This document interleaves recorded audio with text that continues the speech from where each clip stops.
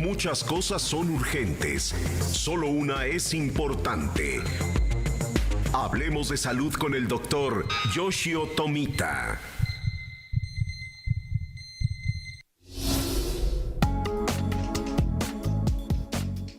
Y en aras de los derechos de la mujer, hoy vamos a hablar de disfunción eréctil. Así es.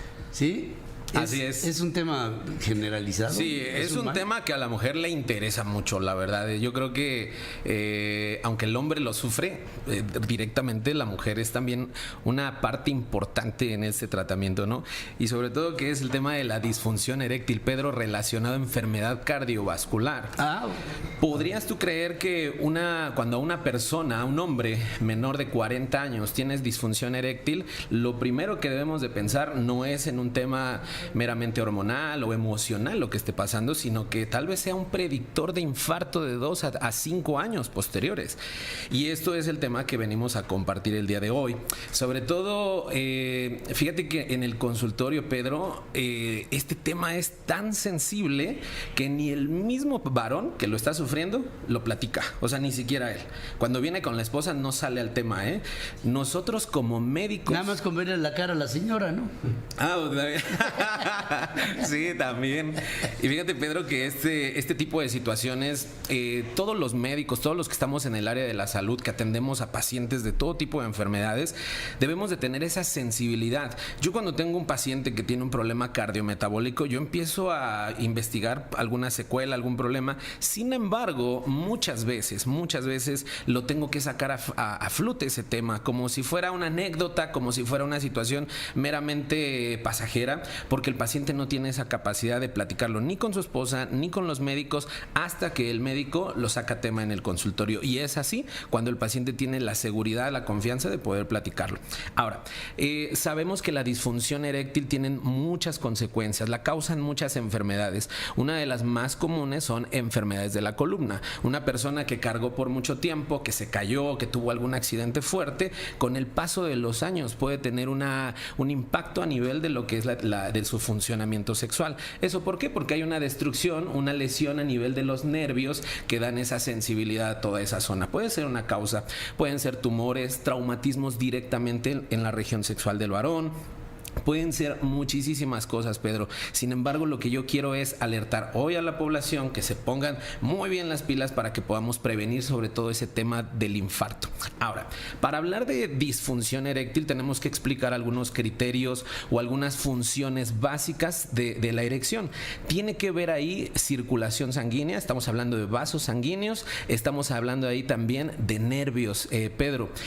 Cuando hay un proceso de erección, estamos de acuerdo que tiene que haber un impulso eléctrico, un impulso que va del cerebro hasta la región del pene, desencadenando un mecanismo eléctrico donde induzca un cambio en la circulación directamente en esa región. Ahora, las palabras claves... Canalice la sangre hacia el pene. Así es. Primero el cerebro envía una señal a toda la circulación de a toda esa región para que genere una vasodilatación. ¿Qué quiere decir? Que los vasos sanguíneos del pene se puedan dilatar y por lo tanto la sangre que está bombeándose segundo tras segundo a nivel por el corazón, entonces esa sangre entre a lo que son los cuerpos cavernosos del pene y entonces venga como tal una tumescencia, se infiltre la sangre en esa zona y por lo tanto venga la erección. Entonces, si nos damos cuenta, Pedro, los vasos sanguíneos y los nervios son claves importantes para desarrollar este tema. Ahora, un paciente diabético, un paciente obeso, un paciente con hipertensión, un paciente con colesterol y triglicéridos altos son los dos tejidos que más se dañan en esa región, Pedro.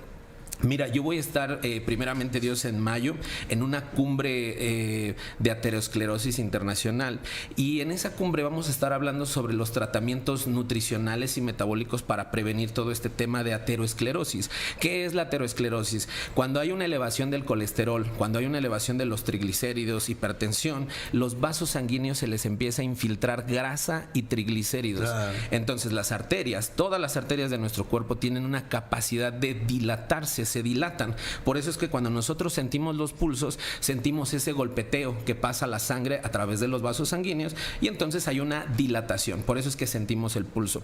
Bueno, en las personas que tienen aterosclerosis, que son a temprana edad, incluso Pedro, se ha reportado aterosclerosis desde los primeros meses de vida. Ya se han hecho estudios patológicos donde los agarran arterias de cadáveres de esas edades y empiezan a ver que ya hay infiltración grasa en las arterias. Entonces, nosotros tenemos que cuidar nuestra alimentación, no cuando ya está la diabetes, no cuando ya está la obesidad, sino tenemos que cuidar la alimentación de nuestros hijos, de nuestra familia. Ahora, conforme pasa el tiempo, esa grasa se va infiltrando en las arterias de la región del pene y va generando un endurecimiento. Y por lo tanto, cuando una persona quiere o tiene el deseo de desarrollar una erección, ¿qué crees? No entra la sangre. Entonces, empieza a tener una situación donde o no hay erección, o es deficiente, o no es potente esa erección, no es duradera. ¿Ese es el síndrome de Peyronie's? No, ese no lo es, Pedro, pero a lo que voy es de que esa incapacidad que tiene el organismo o el corazón para meter la sangre directamente a la región del pene es lo que está trayendo como consecuencia esa deficiencia, esa falta de erección. Y fíjese, público que nos escucha, ustedes habrán visto en algunas tiendas, sobre todo tlapalerías, que nosotros miramos que venden tornillos por calibres y por grosores. Hemos visto muchas veces eso. Bueno, si nosotros pudiéramos poner entre calibres y grosores las diferentes arterias de nuestro cuerpo, nos vamos a encontrar en una situación donde es más delgada las arterias que entran al pene que las arterias coronarias. La arteria del pene y las coronarias casi son de la misma medida, solo que las del pene son discretamente más pequeñas. Entonces, ¿cuál de las dos arterias va a ser la que se va a taponear más rápido? Siempre va a ser la arteria peniana y la que va a traer un efecto de disfunción eréctil.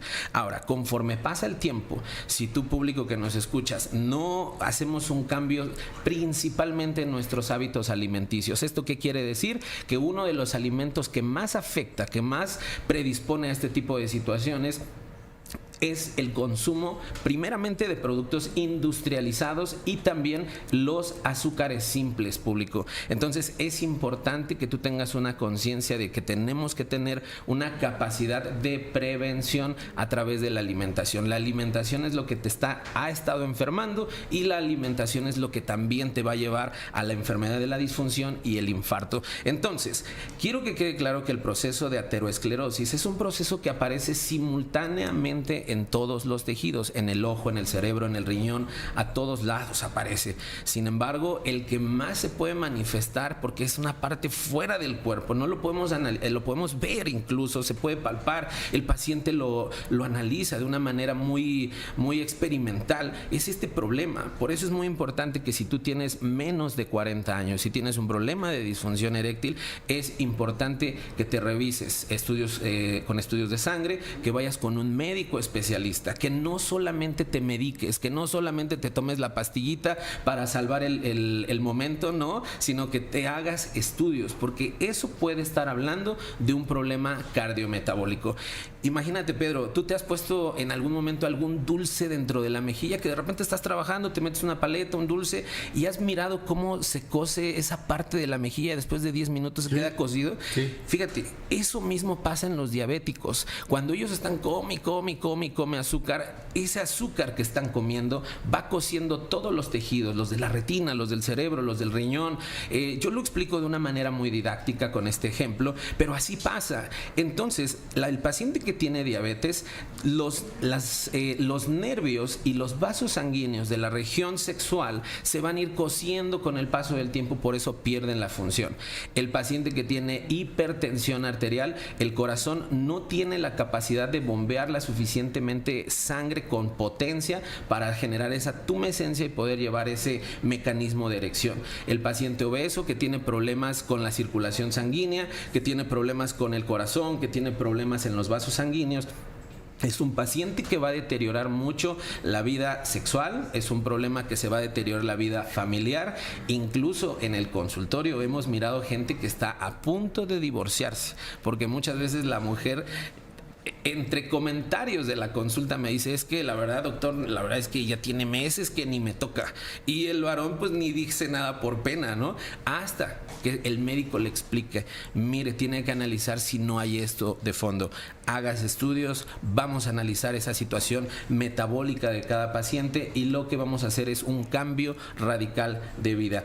Mi consejo que yo les voy a dar, como ya se los había mencionado, hacerse estudios, acudir con un médico especialista y sobre todo estar consciente de disminuir o quitar lo más posible el consumo de azúcares simples, que son los más productores de triglicéridos, y los triglicéridos son los más taponeadores de arterias, que trae como consecuencia ese tipo de situaciones.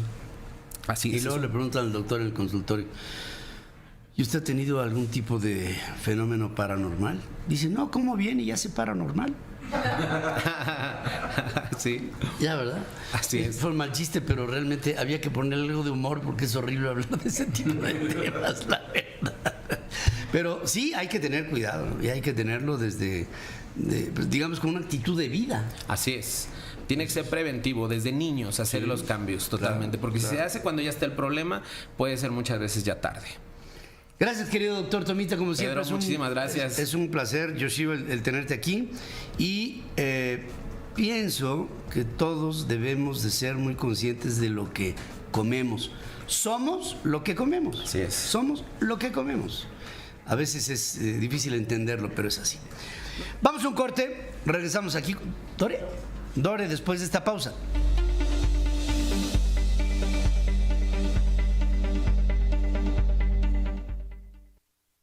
Puedes aprender más de ti mismo abriéndote a la información en www.centralfmonline.com.